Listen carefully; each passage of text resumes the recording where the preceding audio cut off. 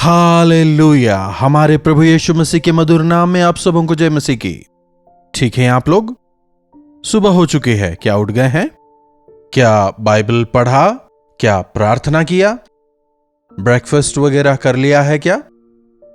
देखिए, हर रोज जो बातें प्रभु हमसे कहते हैं, उन बातों को समझकर उन्हें प्रथम स्थान देते हुए यदि हम जिएंगे तो जीवन में आशीष पाएंगे। इसलिए उनके वचन को सुनना आवश्यक है। आइए प्रार्थना से मनन शुरू करें। महापवित्र परमेश्वर, प्रभु आपके सानिध्य में रहना हमारे लिए सौभाग्य की बात है। प्रभु आपके वचन हमें तसल्ली देते हैं, शांति देते हैं। चारों ओर की परिस्थितियों को जब हम देखते हैं हमारा मन घबरा जाता है, लेकिन प्रभु आपका धन्यवाद कि आप हमारी सुरक्षा हैं, हमारी ढाल हैं, आप हमारी आशा हैं। आज फिर से अपने वचन से बात करें। यीशु के नाम से प्रार्थना मांगते हैं, आमीन। प्रभु की महिमा हो। जी हां, आज जब हम अपने चारों ओर के माहौल को देखते हैं, संसार के हालातों को देखते हैं, डर लगता है।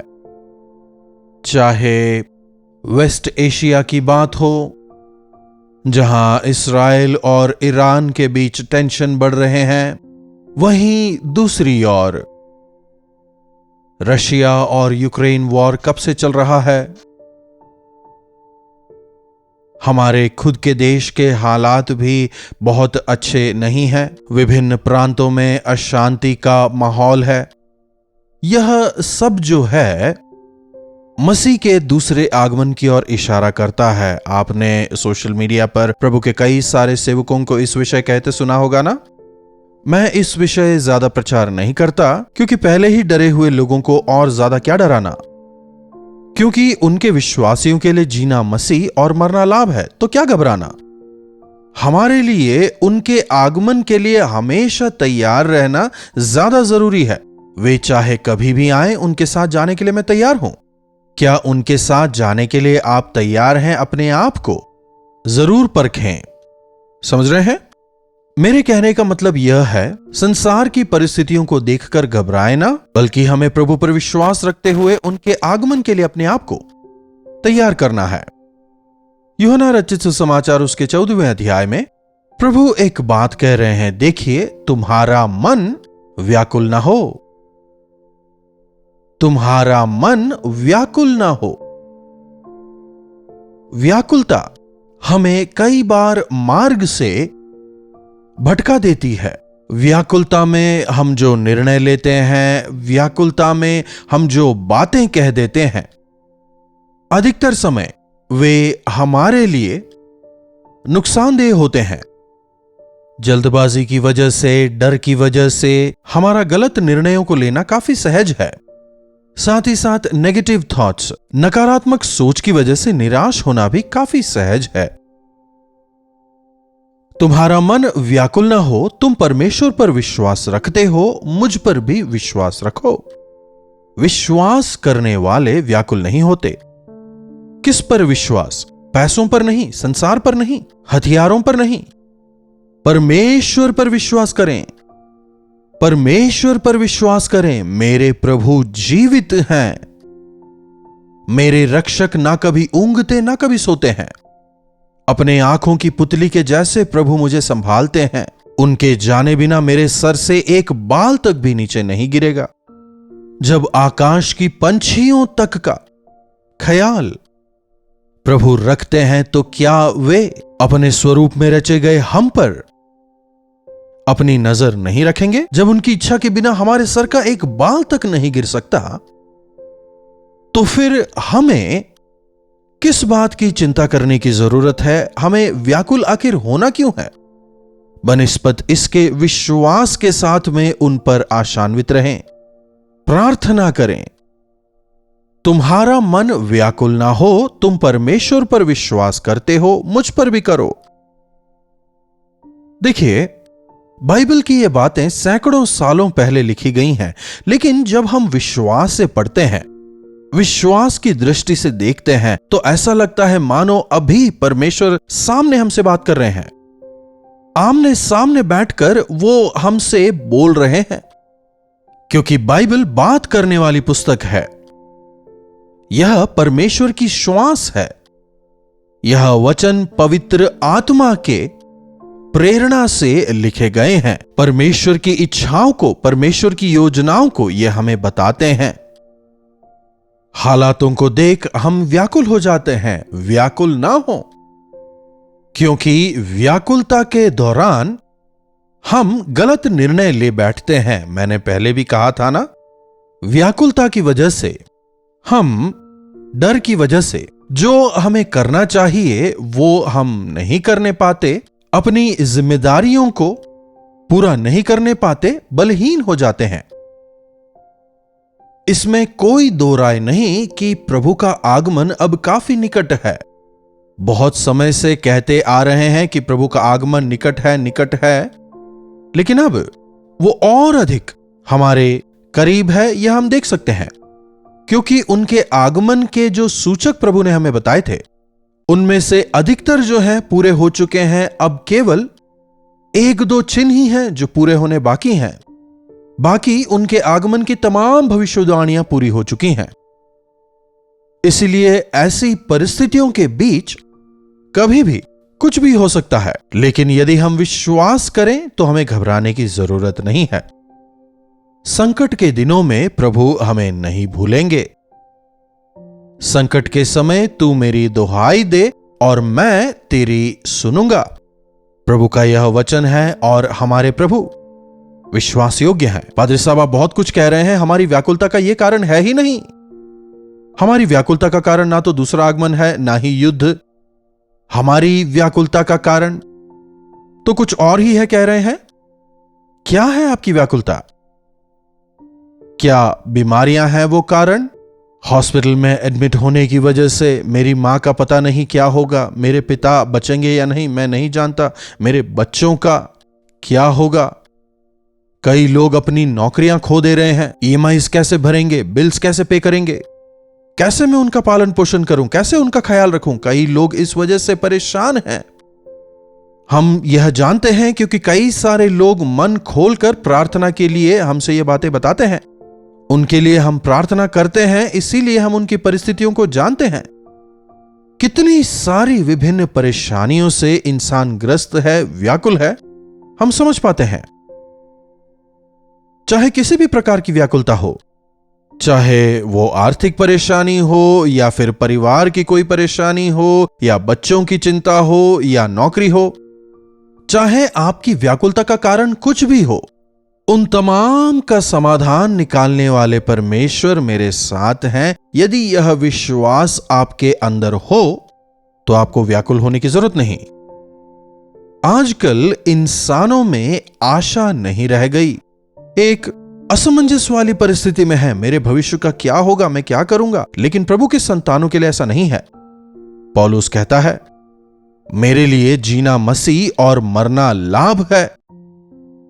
आज मैं जीवितों की इस दुनिया में हूं, प्रभु के लिए जी रहा हूं, प्रभु की सेवा कर रहा हूं। अगर मैं मर भी जाऊं तो मैं स्वर्ग जाऊंगा, प्रभु के साथ रहूंगा। मेरे लिए मरना लाभ इसीलिए है क्योंकि मैं प्रभु के साथ रहने जा रहा हूं, जहां ना भूख है, ना प्यास है, ना आंसू है, ना मृत्यु है। हर विश्वासी में यह आशा होनी चाहिए। मृत्यु का डर हमें नहीं होना चाहिए। मरने के बाद हमारा क्या होगा, डरने की जरूरत नहीं है। अगली आयत देखिए, मेरे पिता के घर में बहुत से रहने के स्थान है, यदि ना होते तो मैं तुमसे कह देता, क्योंकि मैं तुम्हारे लिए जगह तैयार करने जाता हूं। उन दिनों में शिष्य व्याकुल क्यों हुए? क्योंकि जब प्रभु कहते हैं कि मैं तुम्हें छोड़कर जाने वाला हूं, मुझे क्रूस पर मारा जाएगा, पर मैं फिर से तीसरे दिन जी उठूंगा, इन बातों को वे समझ नहीं पाए और वे डर गए कि बिना प्रभु के हम क्या करने पाएंगे। हम अपना सब कुछ छोड़ करके प्रभु के पीछे आ गए हैं, अब हम आगे क्या करेंगे? क्या उनके पास कोई चर्च बिल्डिंग था, या कोई विश्वासियों का गुट था, या उनके पास कोई धन संपत्ति थी, क्या कोई सिक्योरिटी थी? कुछ भी नहीं था। मानो एक झोला लेकर निकले थे बस। वो झूला भी मत लेना। प्रभु ने कहा, कल के बारे में तुम चिंता मत करना। इन तमाम बातों को सोचकर जब वे व्याकुल हो रहे थे, तब प्रभु कहते हैं, व्याकुल मत हो, तुम मेरे हाथों में हो, मेरे अधिकार में हो। मेरे पिता के घर में रहने के बहुत से स्थान हैं। यदि ना होते तो मैं तुमसे कह देता, क्योंकि मैं तुम्हारे लिए जगह तैयार करने को जाता हूं। अलॉट करने के लिए मतलब जब आप किसी होटल वगैरह में जाते हैं या जब रूम बुक करते हैं तो वहां आपको एक कमरा नंबर दिया जाता है ना, यह आपका है, यह आपका है, यह आपका है। वैसे ही प्रभु यीशु अपने तमाम संतानों के लिए रहने के लिए स्थान को तैयार कर रहे हैं। अभी अलॉटमेंट चल रहा है। मैं जाकर तुम्हारे लिए जगह तैयार करूं कि जहां मैं रहता हूं वहां तुम भी रहो। कहां जगह तैयार कर रहे हैं? क्या गेस्ट हाउस में, आउट हाउस में? जो स्थान प्रभु हमारे लिए तैयार कर रहे हैं वो किसी एक कोने में, कंपाउंड के कोने में वॉचमैन के लिए घर बनाते हैं ना, या फिर जो खाली स्थान होता है वहां पर गेस्ट हाउस बना देते हैं। वैसा कोई स्थान वे हमारे लिए नहीं बना रहे कि जहां मैं रहूं वहां तुम भी रहो। उनका जो निवास स्थान है हमारे बीच में ही होगा। हालेलुया! हमारे प्रभु कितने महान प्रभु हैं। मैं ना कभी तुझे छोड़ूंगा ना त्यागूंगा, केवल इस संसार के लिए नहीं लेकिन अनंत काल के लिए वे हमारे साथ में रहने वाले हैं। मैं दोबारा आऊंगा और तुम्हें ले जाऊंगा ताकि तुम वहां रहो जहां मैं रहता हूं। इसीलिए उनके दूसरे आगमन को लेकर हमें व्याकुल होने की जरूरत नहीं, लेकिन तैयार होने की जरूरत है। यदि हम तैयार हैं तो चाहे वे आज आएं या कल, उससे क्या फर्क पड़ेगा। वे दोबारा आ रहे हैं ताकि हमें अपने साथ ले जाएं, डांटने के लिए या मारने के लिए या नरक में डालने के लिए वे नहीं आ रहे। जिन्होंने प्रभु को जाना है, जिनकी आशा परमेश्वर पर है, उन्हें घबराने की जरूरत नहीं, बल्कि खुश होने की बात है कि इस संसार की तमाम परेशानियों से, बीमारियों से हम छुटकारा पाएंगे। क्या इस संसार में कोई भी संपूर्ण तौर पर खुश है? बताइए। चाहे वो कोई भी हो, धनवान हो या गरीब, हर इंसान संघर्ष करता है। सुबह उठने के साथ जो संघर्ष शुरू होता है, रात के सोने तक भी वो खत्म नहीं होता। हर दिन एक नए चैलेंज के साथ सामने आता है। घर का काम देखना है, बच्चों को संभालना है, ऑफिस भी जाना है। एक चीज को करते हैं तो दूसरी चीज को भूल जाते हैं। यदि ध्यान बच्चों पर देते हैं तो नौकरी के लिए टाइम सही नहीं हो पाता। जीवन एक संघर्ष ही है और मुझे नहीं पता अगर कोई ऐसा होगा जो हमेशा यहीं पर रहना चाहे। प्रभु कह रहे हैं, तुम चिंता ना करो, व्याकुल ना हो, मैं आने वाला हूं, मैं आ रहा हूं। प्रभु, और कितना इंतजार करना पड़ेगा? प्रभु, इन परेशानियों को, इन बीमारियों को और कब तक सहना होगा? और कब तक मुझे संघर्ष करना होगा? और कब तक मुझे आंसू बहाना होगा? कब तक विवेक की रक्षा करते हुए मुझे नुकसान उठाना होगा? ऐसे सवाल करने वालों से प्रभु का जवाब है, मैं शीघ्र आने वाला हूं। क्यों आ रहा हूं? ताकि मैं तुम्हें अपने साथ वहां ले जाऊं जहां पर मैं निवास करता हूं। विश्वासियों के लिए प्रभु के आगमन की बात काफी खुशी की बात है। हमें डरने की जरूरत नहीं है। अगर आपका हृदय ठीक नहीं है तो डरें, अभी डरें, ठीक हो जाएं। अंगीकार करना काफी है, वे क्षमा करने के लिए तैयार हैं। पश्चाताप, परिवर्तन ही प्रभु हमसे चाहते हैं। और यदि आप तैयार हैं, इस संसार के छोड़ते ही आप प्रभु के साथ होंगे। यही है हमारी आशा। प्रभु आप शीघ्र आएं, मारानाथा। प्रभु आप शीघ्र आएं। प्रभु आप जल्दी आएं। प्रभु आप शीघ्र आएं। ऐसी प्रार्थना हम क्यों नहीं करने पा रहे? प्रभु को नहीं जानने वाले आज भी बहुत लोग हैं, उन तक प्रभु का वचन पहुंचना है। ऐसी इच्छा हम में होनी चाहिए। इसी के लिए मैं देर कर रहा हूं, वचन हमें बताता है। कई लोगों ने अब तक उद्धार नहीं पाया, इसलिए कई लोगों तक सुसमाचार नहीं पहुंचा, इसलिए वे आने में देरी कर रहे हैं। यकीनन उनका आगमन शीघ्र है और वह अति शीघ्र है। हम देख सकते हैं ऐसी स्थिति में हम प्रभु यीशु के आगमन के लिए अपने आप को तैयार रखें, अपने हृदय को पवित्र रखें। हमारी नागरिकता स्वर्ग में है, यह विश्वास करते हुए जब प्रभु आएंगे तो वे मुझे साथ लेके जाएंगे, यह जानना हमारे लिए कितने खुशी की बात है। प्रभु शीघ्र आने वाले हैं, अपने आप को तैयार रखें। प्रार्थना। महापवित्र पिता परमेश्वर, प्रभु संकट से भरे इस संसार में यदि आपके विश्वासियों के पास कोई आश्वासन है तो वो है आपके दोबारा आगमन की आशा। हां प्रभु, केवल उस एक चीज को पकड़ करके हम हमारे विश्वास में दृढ़ हैं कि आप शीघ्र आएंगे और हमें वहां ले जाएंगे जहां आप रहते हैं। वहां ना भूख है, ना प्यास है, ना आंसू है, ना रोना है, ना दांत पीसना है, बल्कि आपके साथ निरंतर रहने का सौभाग्य है। उसके लिए अपने आप को तैयार करने का अनुग्रह दें। प्रार्थना यीशु के नाम से मांगते हैं, आमीन। अब हमारे पिता परमेश्वर का प्रेम, प्रभु यीशु का अनुग्रह, पवित्र आत्मा की संगति और सहभागिता हमें से प्रत्येक के साथ आज, कल और सर्वदा बनी रहे, आमीन।